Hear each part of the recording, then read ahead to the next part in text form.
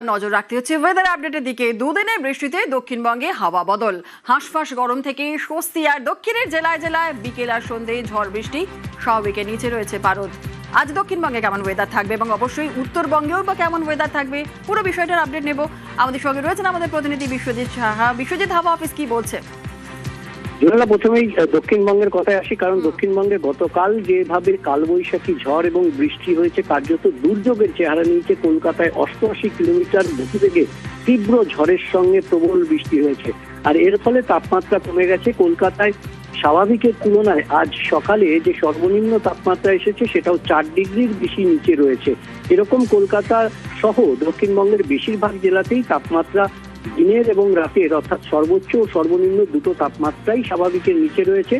অর্থাৎ একটা মনোরম পরিবেশ রয়েছে। গত কয়েকদিনের যে তীব্র দাবদাহ এবং গরম অস্বস্তি থেকে কিছুটা মুক্তি, তবে এই গরম এবং অস্বস্তি থেকে মুক্তি বা এই যে মনোরম আবহাওয়া বেশি দিন থাকবে না। আগামীকাল থেকে তাপমাত্রা আবার বাড়বে এবং জুনের প্রথম সপ্তাহে আবারও পশ্চিমের জেলাগুলিতে দাবদাহের সম্ভাবনা। সেভাবে তীব্রভাবে তাপপ্রবাহ না হলেও গরম বাড়বে এবং তার সঙ্গে তাপমাত্রা বাড়বে, বাতাসে জলীয় বাষ্প। আর বিশ্বজিৎ, উত্তরবঙ্গে কেমন ওয়েদার থাকবে?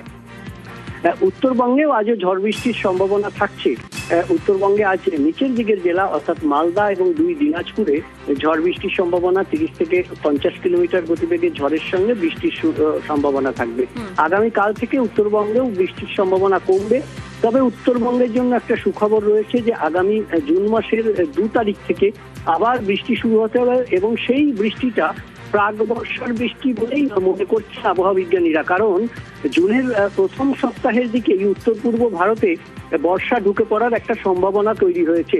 আর তার ফলে জুন মাসের প্রথম সপ্তাহে অর্থাৎ 2 তারিখ থেকে যে বৃষ্টি শুরু হবে, 3 তারিখ থেকে সেই বৃষ্টির সম্ভাবনা আরো একটু বাড়বে। উত্তরবঙ্গের সব জেলাতেই বৃষ্টির সম্ভাবনা এবং সেক্ষেত্রে একটা প্রাক বর্ষার বৃষ্টি বা সেই ধরনের বৃষ্টির একটা পরিবেশ তৈরি হতে পারে, বর্ষা আসার অনুকূল পরিবেশ তৈরি হতে পারে বলেই মনে করছেন আবহাওয়া বিজ্ঞানীরা। বেশ, ধন্যবাদ। আর বাংলা জুড়ে দুর্যোগে বলি 7, ক্ষতিগ্রস্ত পরিবারের পাশে রাজ্য। 4 লক্ষ আর্থিক সাহায্যের ঘোষণা, আহতদের চিকিৎসার ব্যবস্থা জানিয়েছেন মুখ্যমন্ত্রী শুভেন্দু অধিকারী।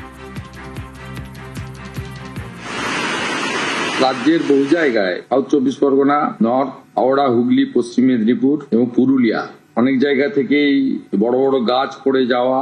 কলকাতাতেও দেখেছেন কিছু গাড়ির উপরে গাছ পড়েছে, কিছু ইনজোর্ডও আছেন। ঝড়ে ইলেকট্রিক শক আছে, রেলের হাউস কোলাপস আছে, লাইটনিং আছে, সব মিলিয়ে 7 জন মারা গেছে। আমরা সরকারের পক্ষ থেকে এই 7টি পরিবারকে 4 লক্ষ টাকা করে তাদেরকে ক্ষতিপূরণ ঘোষণা করছি। যারা আহত হয়েছেন তাদেরকেও আমরা কম্পেনসেশন দেব। ওদের যাতে চিকিৎসাটা সরকারি ভাবে আমরা দ্রুততার সঙ্গে করতে পারি সেটাও আমরা নির্দেশ দিয়েছি।